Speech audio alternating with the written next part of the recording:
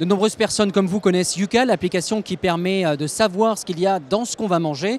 Eh bien MirSense, c'est le petit boîtier, le Suricate Sentinel qui va vous permettre d'évaluer la qualité de votre environnement. Alors, c'est un boîtier modulaire dans lequel on va pouvoir glisser différents capteurs pour mesurer la qualité de l'air, pour mesurer les nuisances sonores, pour mesurer tout un tas d'éléments, qu'ils soient basés sur des capteurs ou qui soient basés sur des données. Alors pourquoi ne pas faire un boîtier qui soit capable de tout faire? Eh bien tout simplement parce qu'il faut laisser un peu de place aux capteurs. L'explication elle est là, c'est que chacun de ces boîtiers est capable de mesurer un certain type de particules. Ici on a les PM2.5, c'est-à-dire les particules qui sortent des pots d'échappement et comme vous pouvez le voir, cela demande beaucoup d'espace. C'est pour ça que MirSense a dû développer différents types de modules, différents types de capteurs. Des capteurs que vous allez acheter selon vos besoins. Tout le monde n'est pas asthmatique, tout le monde n'a pas des intolérances au gluten et tout le monde n'a pas nécessairement dans son environnement des problèmes de qualité de l'eau.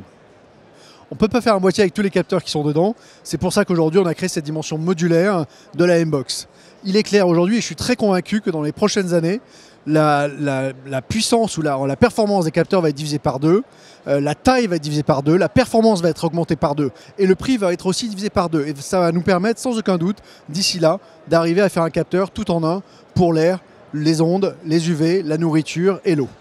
Le côté intéressant de MirSense, c'est qu'il ne s'appuie pas uniquement sur des capteurs physiques qui vous renseignent sur votre environnement immédiat, mais il s'appuie aussi sur des bases de données, différentes bases de données, certaines qui sont en open data, dans lesquelles MirSense va être capable de collecter des informations. On pense ici, dans le coin de Las Vegas, à la qualité de l'air, mais aussi à une base de données déclarative sur les serveurs de MirSense, dans laquelle, sur une base de déclaration communautaire, les différents utilisateurs vont pouvoir ici déclarer qu'ils ont été malades dans un restaurant ou que dans un certain arrondissement de la banlieue de Lyon ou Paris, il y a beaucoup trop de bruit. Le double intérêt de cette collecte de données directe et de base de données, c'est bien évidemment d'améliorer votre qualité de vie et surtout de vous poser des alertes. Des alertes qui ne sont pas génériques, mais des alertes qui sont personnalisées puisque vous allez pouvoir renseigner au sein de l'application éventuellement une insuffisance respiratoire si vous êtes asthmatique et ainsi l'application s'adaptera et vous lancera des alertes quand par exemple il y a un pic de pollution.